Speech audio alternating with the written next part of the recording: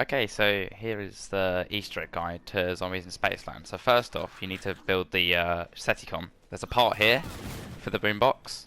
There's another part over here for the calculator. And there is a part for the umbrella on this bench right here. There's another part for the boombox up these stairs in the Kepler system right here.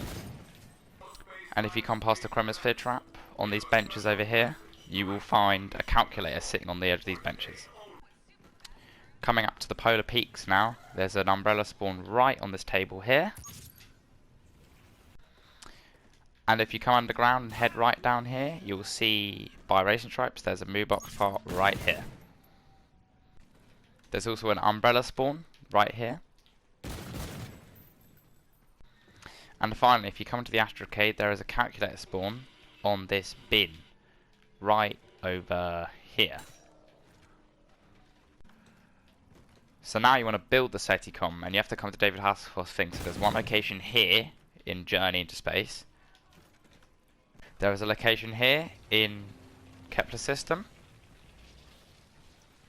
And there is also a location right here by the coloured fountains by Polar, outside Polar. So you hold square on him, and you've got to wait around, and then you can make the Seticom. So one thing I actually forgot, you want to actually go and pack a punch and then come back out. That will allow the Seticom, the David Hasselhoff, to let you build the Seticom. So now you can come and collect your Seticom from David Hasselhoff, and now there's a few locations around the map where you have to place your Seticom. You have to do this 3 times. So one location is right here by the colour fountains, right here on the floor. There is another location right here in this room in Polar Peak. And to indicate that it's ready, you'll hear a weird sound, and it'll hold press squarespace apart, but obviously don't want to do that yet. Another location could be found here in the Kepler system. So right by this fountain right here, you should find a location. Round here on the floor. There's another location right outside Polar Peak, just at the front here. On the floor, you'll notice it. There's a location right here by this pile of blood in Journey into Space. There's a location underground right in front of Racing Stripes in this square. And finally there is a location right outside this bumper cars room, right here on the floor. So something else you can do this to make this a little easier. If you come into one of these cart stands and you can buy a reion grenade, these will refill your ammo while you're doing the step. But here's the step right here. So you have to defend this thing for 60 seconds. And I'm not going to double upgrade this thing because you can't do this without director's cut. So basically you just have to defend this for 60 seconds. There's not really much strategy to this, but the rerun grenade will help, especially on the third one, because that will take 120 seconds. So once you're running low on ammo, you can just use that rerun grenade to refill your ammo. You can also use cards as well, but this is the way you can do it without any cards. So coming up to the end of the step here, the step will end, you can hold square, and you'll usually get a max ammo from the zombies. And then when you're finished with this step, you have to go on to the next round and then search the locations. You won't have to search the location you've already done, but you'll have to research those locations that I just showed you. So we'll go on to the next round and we'll do the next step. So here's my second location, same thing as before, just hold square on it and activate, and then we'd have to just go through this 90 seconds.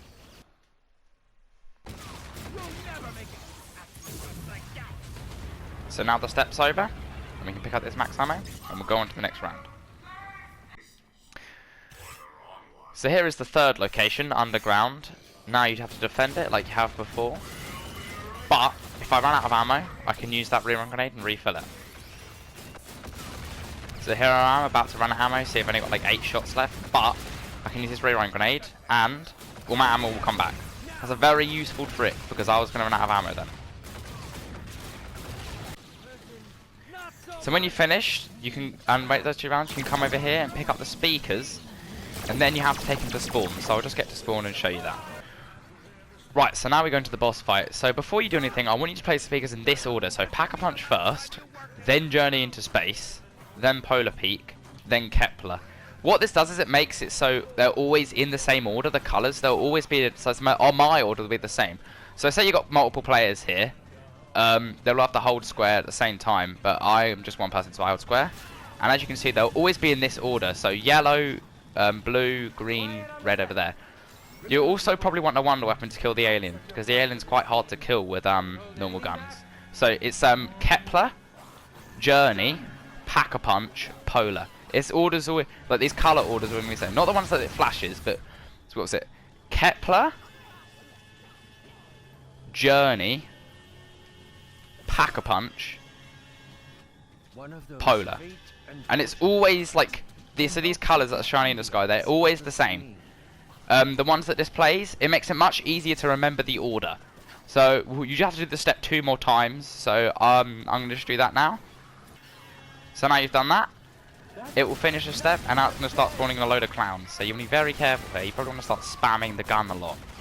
And then after that, you'll get ready to fight the aliens. So we'll just kill off all these clowns, and then you'll see an alien spawn in a moment. So here we go, here's the alien, it's spawned in now. I almost went down, so I have to be a little bit careful now. But so what you have to do to kill these aliens is you have to shoot their light. And the easiest way to do this is by using a wonder weapon. A laser gun, like one of these laser guns, very, very helpful. But I advise you not to kill any of the zombies. Unless you're like very stuck, you should not kill them. You should always take your time with this boss fight, because this is quite a difficult one with this thing. These things can almost insta-kill you. So you want to really take your time with this boss fight.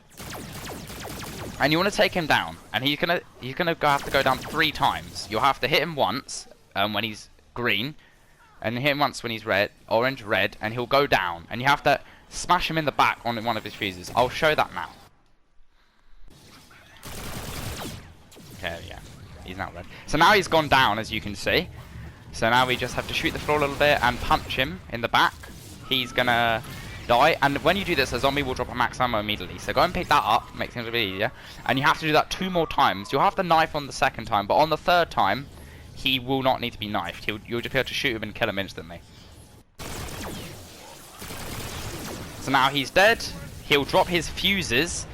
You want to pick them up, come into Pack-a-Punch, install these fuses, and you want to upgrade your wonder weapon. Give me a moment here. I don't know why I glitched out there. Yeah, you actually need a wonder weapon for this. So you want to upgrade your wonder weapon, and you'll pick it up.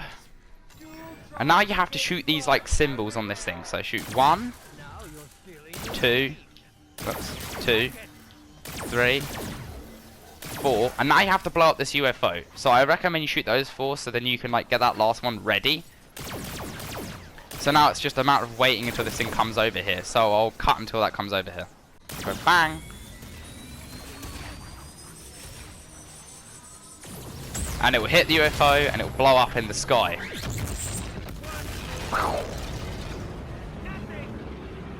Bang.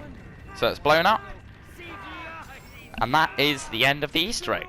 So if you're playing as Withered like I am, when you pick up the key, it will actually show a cutscene, but usually it won't, unless you're playing as Withered. So you'll pick up this key and then it won't show a cutscene, but for me it will. So I guess that's the end of the video.